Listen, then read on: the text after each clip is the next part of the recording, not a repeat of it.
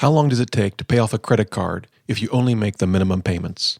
Can you use the Debt Snowball method if you have just one debt? And what is the difference between the Debt Snowball and Debt Avalanche? We'll answer these questions and more on this, the 20th episode of the DoughRoller podcast. Welcome to the DoughRoller podcast, where the best thing money can buy is financial freedom. We help you make more, spend less, and invest the rest. And now your host, Rob Berger. Whether you're just starting out, buried under a mountain of debt, or well on your way to financial freedom, this is the podcast to help you take your money to the next level. Welcome to day 13 of the 31-day money challenge. Yesterday, we started a 3-day mini-series on debt. Today, we're going to take a deep dive into what's called the Debt Snowball. We're also going to look at a related concept called the Debt Avalanche. And I'll give you a little history on why we've got to worry about both the snowball and the avalanche. But we'll talk about what these things are, how they can help you get out of debt faster and for less money, and how to use them. I'll also have a news item today from the Wall Street Journal that we're going to talk about briefly. It's about investing, and I think it's a very timely topic. And I've got an email I want to share with you from a listener named Steve, who writes in and has a couple of tips that I thought everyone would want to hear about. Before we get to that, though, a quick shout out to our sponsors. The first is Betterment. Betterment's an online platform that helps you invest your money. You just pick the percentage of you want in stocks and bonds, and Betterment does the rest. It rebalances your portfolio automatically. It also reinvests your dividends. You can check them out at betterment.com. And our second sponsor for this 31-day money challenge, Personal Capital. It's a free online tool that allows you to aggregate all of your investments, retirement and otherwise. You can automatically aggregate all of them. You can see your performance each day. You can track your asset allocation and your fees that you're paying for all of these investments all in one place. You can check them out at personalcapital.com. So let's turn to the email I received from a listener named Steve. He writes, "The podcast with MMM," and he's referring to Mr. Money Mustache, "was just awesome. I left a comment on your website, but that just lit a fire under my," and he had three asterisks. "It's the only podcast I have ever listened to 2 times in a row." And you'll find that's podcast number 7, about how Mr. Money Mustache, a guy named Pete, retired at the age of 30 with his wife and son. You can check that podcast out at DoughRoller.net/podcast 7. Steve continues on. He says, he writes, "Suggestion on credit cards. I also charge everything I possibly can on cards and pay them off 100%, of course. A few additions to consider. And he left a link to a Money Magazine article from September of last year. I'll leave a link to that in the show notes. It's just a list of some of the better credit cards if you're looking for rewards cards. And then he says, things like the Target Red Card is an automatic 5% or Amazon 3% if you happen to shop there. It's interesting he mentions Target because they've been in the news because of their data breach and having credit and debit card data stolen. But that actually, for whatever reason, about a week or so ago, I was checking out their credit card. Actually, if you shop at Target a lot, their credit card, as Steve mentions, has some pretty good rewards. He goes on, only up to DR15, referring to the 15th episode of this podcast. So it might be something in DR16, but I love grocery department store loyalty cards. I shop a lot at Target, so I use their Cartwheel app to add additional discounts to items I'm going to purchase anyway, and I just hand them my phone and they scan the barcode it generates. And I shop a fair bit at Vons, a grocery store, and I've signed up for their loyalty card, which gives discounts. I go one step further and use their Just For You app and select additional discounts on scores of additional items which are automatically added to my loyalty card. So no coupons to deal with. I can easily save 20% using these 2 methods on items I was already going to purchase. And I'm sure I could have saved more if I consider replacing items brands with substitute options on sale. Thanks for everything you're doing. I think the interview with MMM was fantastic and your podcasts are extremely well put together and excellent listening." Steve, appreciate the email, appreciate the tip. As always, if you have questions or money-saving tips like Steve sent in, love to hear them. Just send them to dr@doughroller.net, or, of course, you can leave a voicemail message now at speakpipe.com/DoughRoller. So that's the listener comment or question for the day. I want to briefly talk about a news item before we dive into the Debt Snowball. And it's something that I read in the Wall Street Journal. It's the only paper I subscribe to, and On the weekend edition, they have this report called The Weekend Investor. It's actually a pullout. It's generally pretty good. It's one of the things that I look forward to each week to read. But I found an article that was pretty interesting, and it really kind of puts your philosophy investing to the test. And I think we're kind of at a point now because of the run up last year in stocks. I think the S&P 500 was up. I think it was just over 32% if you include dividends. And of course, bonds were not. They've been struggling.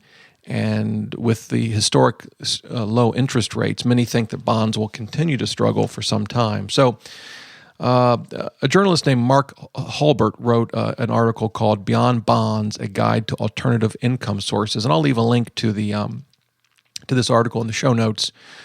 But let me just read the first paragraph or so. He says, attractive alternatives to traditional bonds are hard to find, but a group of top-performing advisors interviewed for this column nevertheless came up with several.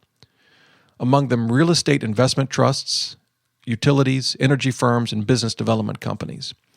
And the article goes and interviews a couple of these different top-performing advisors as to what they would do given the current situation with bonds, what they would invest in as alternatives. And as I alluded to there in the first paragraph, REITs were among some of the suggestions. There were even companies that invest really in startups, right? Micro cap, small startup companies.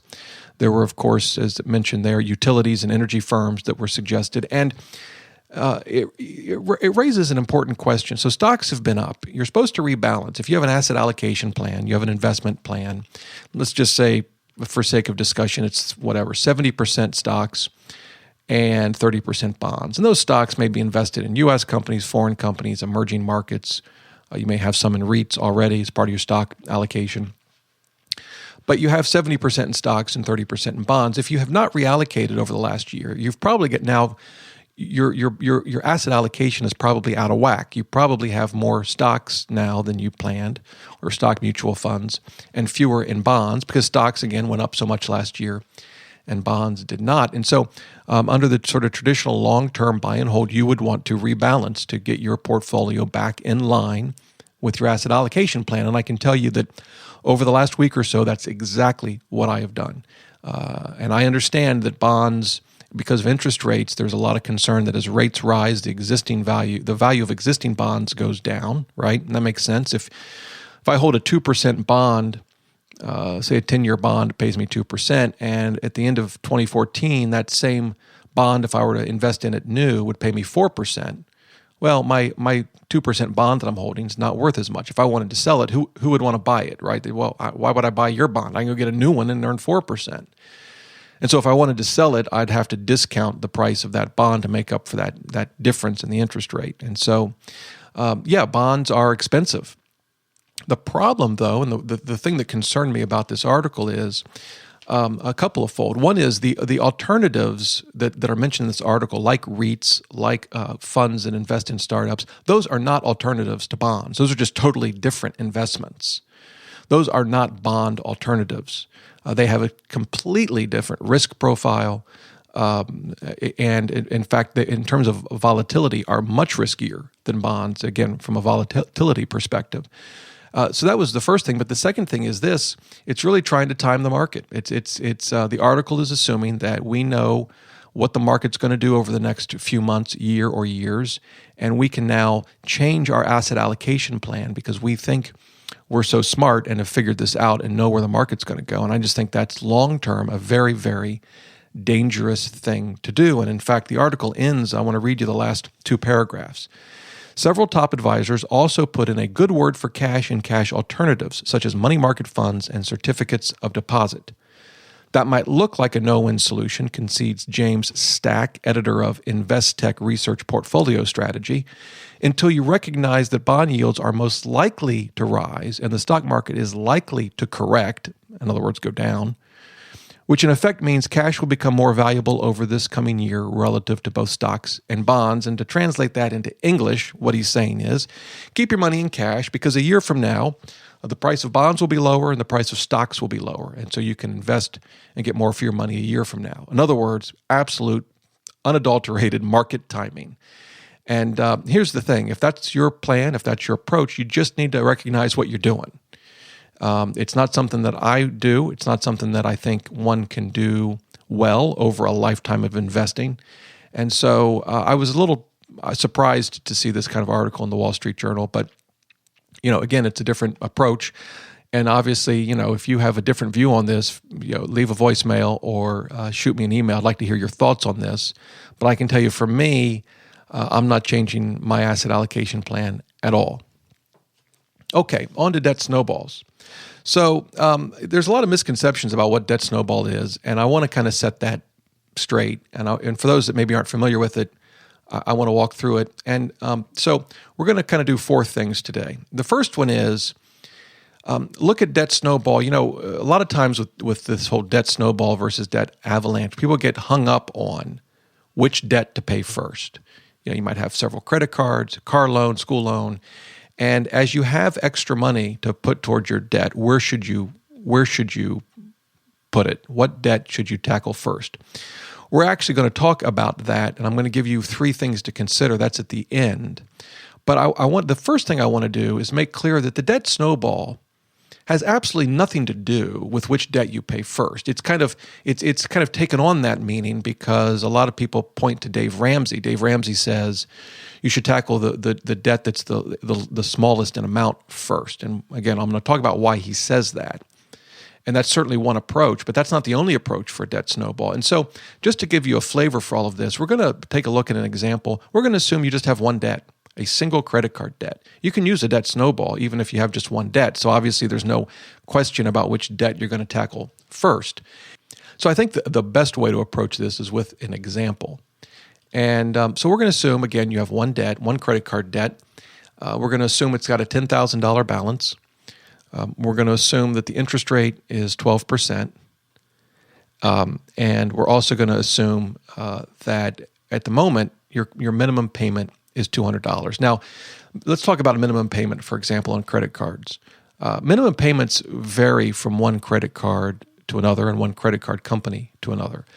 2% of the outstanding balance is a common formula that credit card companies use to calculate the minimum balance, but it's not the only formula.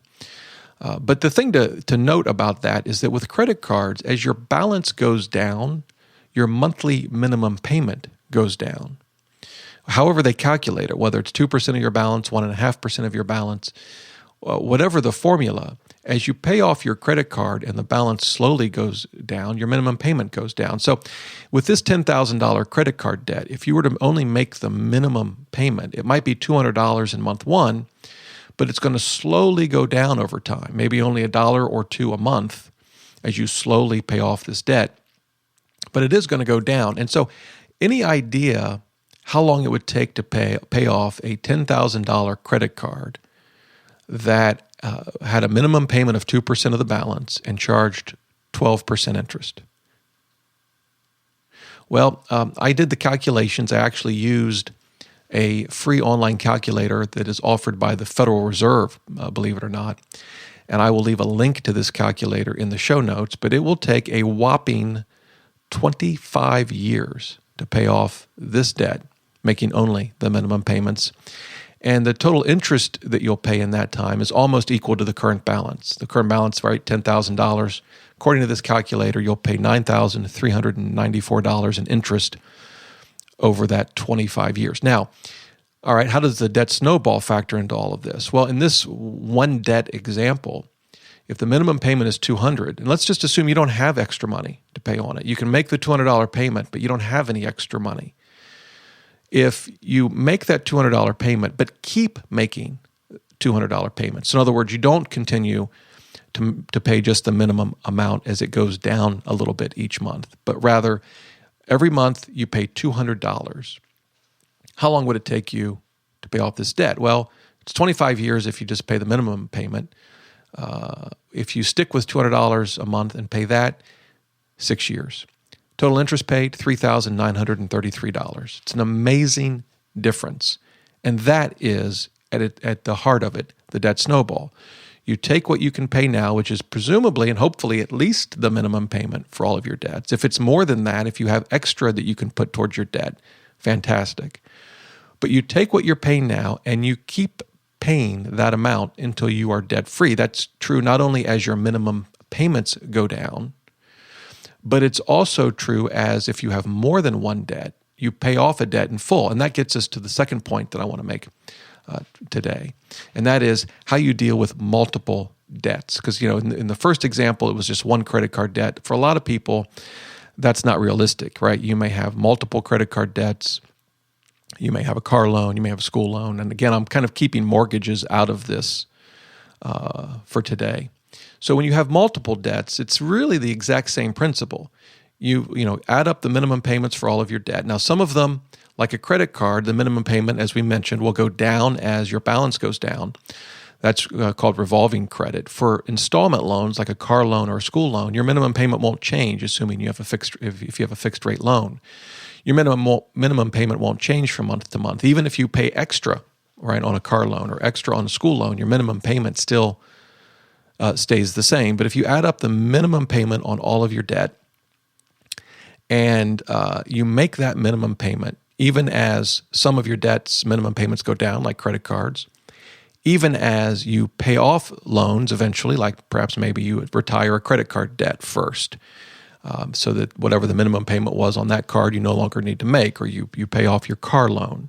And so whatever the payment was for that, you no longer are required to make, but you keep making that same payment.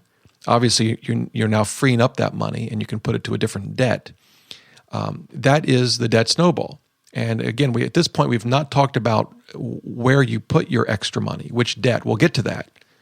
But if you just keep making the payments that you're able to make now, again, hopefully they're more than the minimum, right? It will dramatically decrease the amount of time it takes to get out of debt, and it'll dramatically reduce the amount of interest that you have to pay. And that brings me to the third point that I want to make today, and that is paying extra. And I want to kind of bring together dealing with multiple debts and paying extra with another tool that I want to mention. It's very easy to use. It's free. Again, I'll leave a link to it in the show notes, but it's called Unbury.me, UNBURY.me. That's the URL. And it's a free calculator. When you go to it, it's a bit startling. It's got this light blue and green. It's pretty eye-catching, I guess. But it's a very easy calculator to use. And it shows you exactly how much time it will take you to pay off all of your debts given a certain minimum payment using the Debt Snowball. Now, you can put in as many loans as you want. What I've done, just for our purposes today, is I've entered 3 loans. One is a car loan with a current balance of $10,000, a minimum payment of $250 a month, and an interest rate of 4%.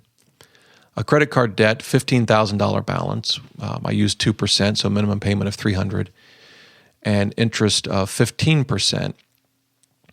And a school loan, $10,000 balance, $150 minimum payment per month, and 6% interest. So, if we add up the minimum payments in this example, it's $300, $400, $500, $600, $700. That's the minimum payment. Now, again, that's the minimum payment for the credit card will slowly go down. The car loans and school loans are installment loans, so they won't. But if we were to just make that $700 minimum payment and keep making it, even as the credit card debt's minimum payment went down, even as one of these debts gets paid off, just continue to make $700 monthly payment, month in and month out until all 3 debts are retired. This calculator will tell you when you'll be debt-free. It'll tell you when each of the, in this case, 3 loans are paid off. It will give you the total interest that you've paid and the interest you've paid on each of those loans. Very helpful tool. It also gives you sort of a visual a diagram showing you like a line chart. And so in my example, at $700 a month, continue to make that payment. You'd be debt-free in May of 2019, so a little over, I guess, 5 years. And your total interest would be $10,600. So a great tool, even if you can only make the minimum payment. But what if you could pay more? What if it was just $100? And I know for some that might be a lot, but let's just put it in. Instead of $700, we're going to put in $800. So you shave off almost a year by paying that extra $100. You're debt-free in July of 2018, and your total interest is $9,153.13.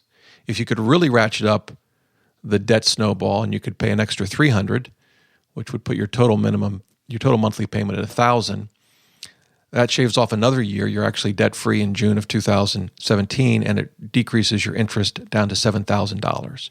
This is a great tool to use. It's a great tool to plug in your debt, what you can afford, and just to play with it to see how paying just a little bit extra can help you get out of debt faster and for a lot less money.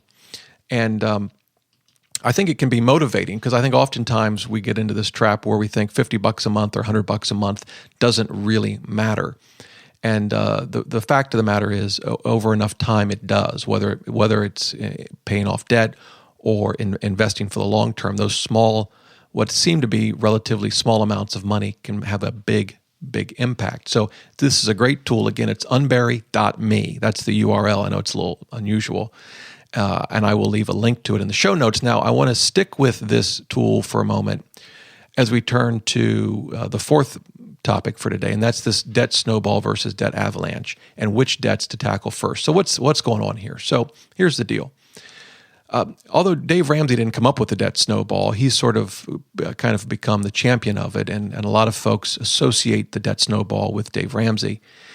And because he recommends paying off when you have extra money, either because you can pay extra each month, pay more than your minimum payment, or because over time you pay off a debt, whatever, as you have extra money, you should put it towards the debt that is the smallest, regardless of the interest rate. So even if you have another loan that's got much, much higher interest rate, he still believes you should pay your extra money towards the smallest debt.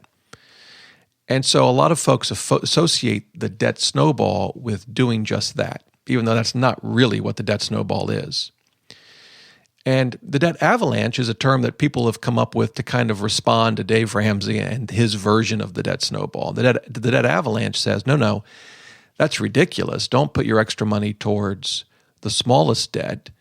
Put your extra money towards the debt with the highest interest rate, because that's how you will, one, get out of debt the fastest, and two, pay the least amount of money in interest. So the question becomes, who's right? Now, or who's right, who's wrong? How should you? The question is, how should you approach this? So, what I want to do, a couple of things here. First is, why is Dave Ramsey right? I mean, Dave Ramsey's not a dumb guy. He knows that by paying the smallest loan first, in some situations, you'll pay a little extra in interest, maybe a lot more in interest, and it'll take you longer to get out of debt. So why is he recommending this approach? He's recommending this approach because in his experience, he has found that many people need the extra boost of motivation that paying off the first loan gives you. And it is exciting. I can remember paying off our first credit card. It felt good.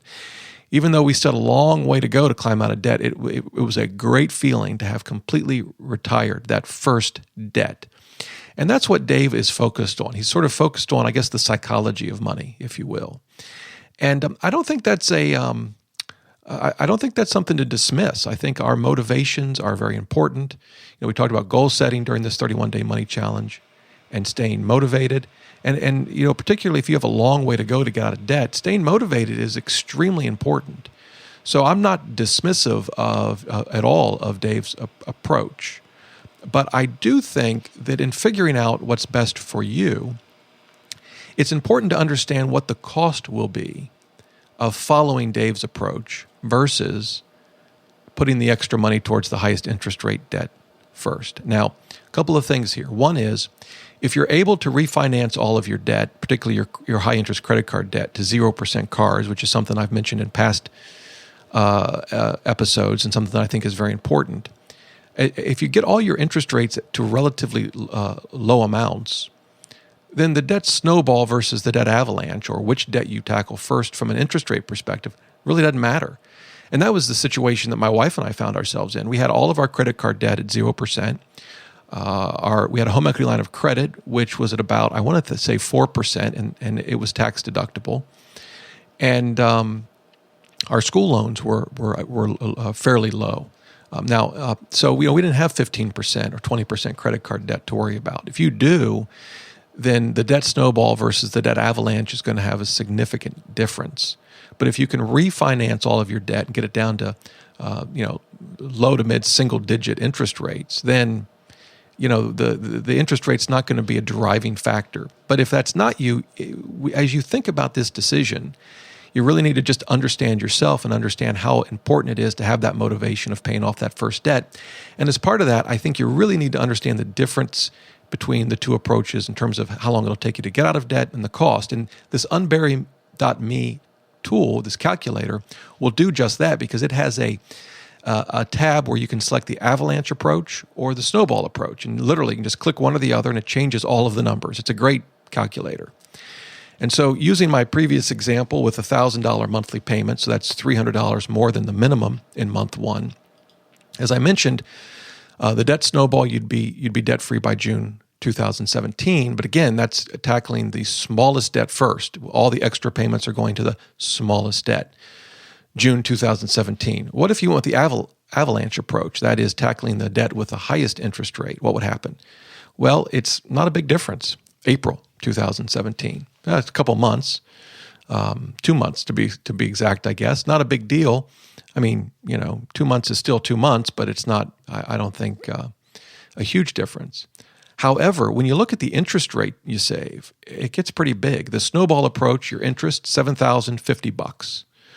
I'm rounding a bit, but $7,050 by tackling the smallest debt first. If you tackle the debt with the highest interest rate first, your interest that you pay drops to about $5,300, $1,700 difference over a 3-year period. That's an awfully expensive price tag to pay for the extra motivation you get by paying off the smallest debt first. So I think rather than, my approach, as you know, is not to sort of force feed my approach and my views to everybody. And I know some do that. They have their 12-step program and you got to follow it and this is the only way to go. I don't think finance is quite that simple.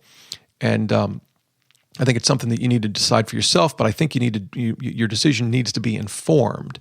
And so as you think about which debt to tackle first and whether to follow the sort of the Dave Ramsey smallest debt first approach or this debt avalanche approach where you attack the highest interest rate first, use this free calculator to see exactly how it's going to affect you. As I said, in some cases, the effect may not be very significant.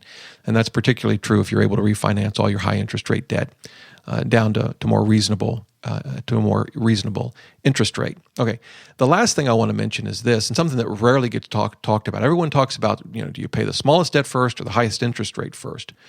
No one talks about the type of debt that it is. Is it an installment loan, credit car loan, for example, where your monthly payment never changes, and paying extra, doesn't lower your monthly payment, and as you pay that loan down, you can't charge it back up, right? I mean, it's a car loan. You can pay it down, and when it's paid off, it's done, and that's it.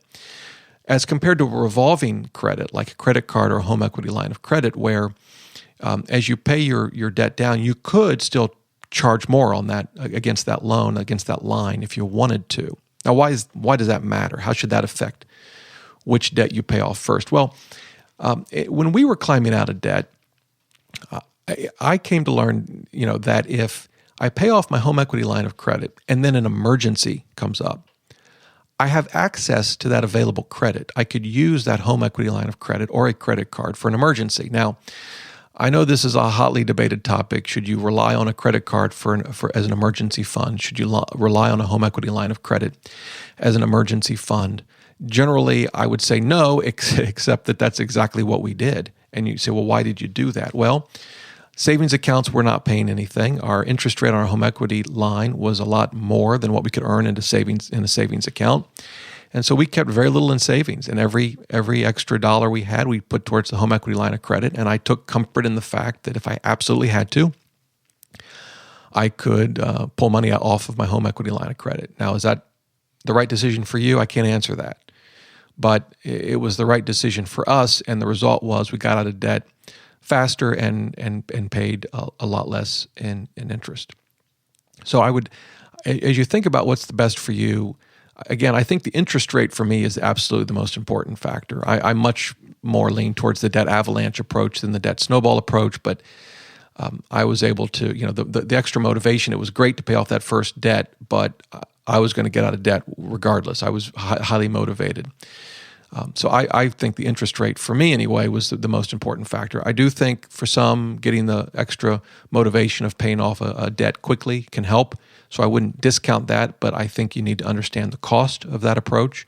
And this unbury.me free calculator will help you do that. And then I think it's at least worth considering the types of debt you have and your backup plan if something goes wrong while you're trying to work out of all of this debt.